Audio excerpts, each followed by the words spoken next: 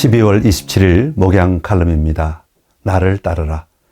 마태복음 9장 9절에 보면 예수께서 그곳을 떠나 지나가시다가 마태라 하는 사람이 세관에 앉은 것을 보시고 이르시되 나를 따르라 하시니 일어나 따르니라 라고 기록하고 있습니다.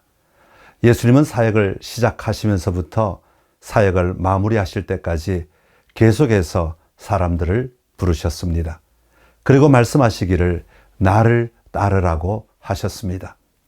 나를 따르라는 말 속에는 초점이 두 가지가 있습니다. 하나는 우리가 따라가야 하는 대상이 예수님이라는 말입니다.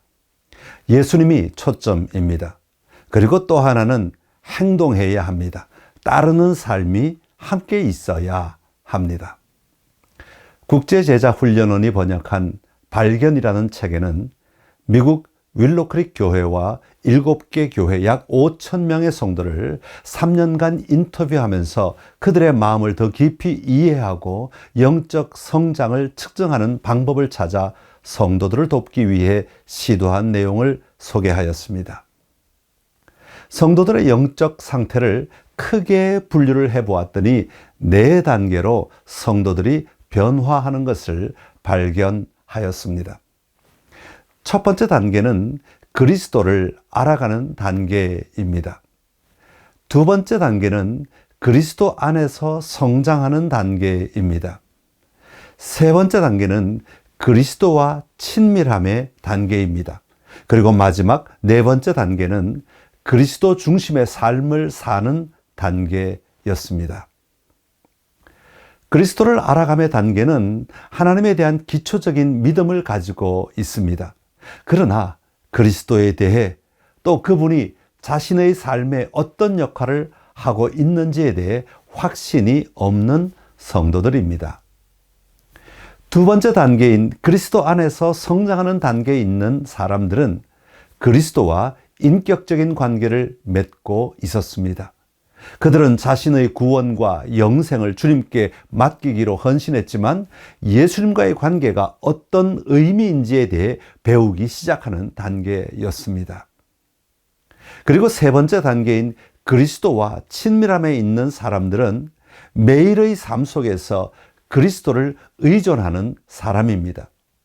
그들은 그리스도를 자신의 삶을 후원해 주시는 존재로 인식합니다.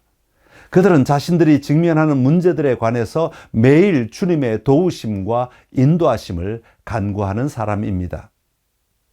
마지막으로 그리스도 중심의 단계에 있는 사람은 그리스도와의 관계가 자신의 전 생애에 가장 중요한 관계라고 확신하는 사람입니다. 그들은 자신의 인생을 예수님과 그분의 관심사를 위해서 완전히 내려놓았고 주님의 뜻과 원하시는 것을 위해 모든 것을 드린 사람입니다. 오늘 저는 선창교회의 모습을 보려고 합니다. 선창교회는 단계별로 골고루 성도들이 펼쳐져 있을까요? 아니면 첫 단계나 둘째 단계에 몰려있는 교회일까? 아니면 항아리 모양으로 둘째 단계, 셋째 단계에 몰려 있을까?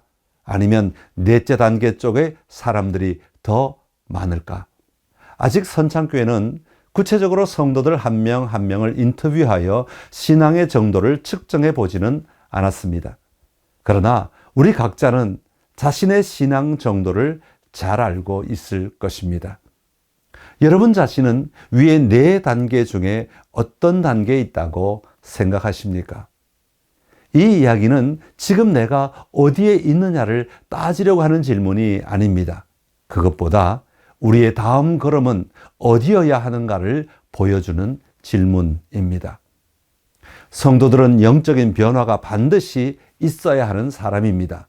영적인 변화는 단순히 외형적인 변화만을 이야기하지 않습니다. 우리의 생각이나 가치체계, 세계관의 변화를 포함하는 변화입니다.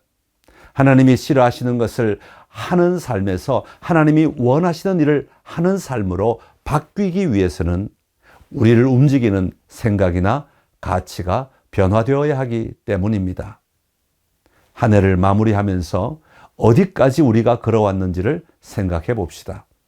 물론 올 한 해는 코로나19로 인한 환경의 변화에 적응하느라 많은 시간을 허비한 것 같습니다.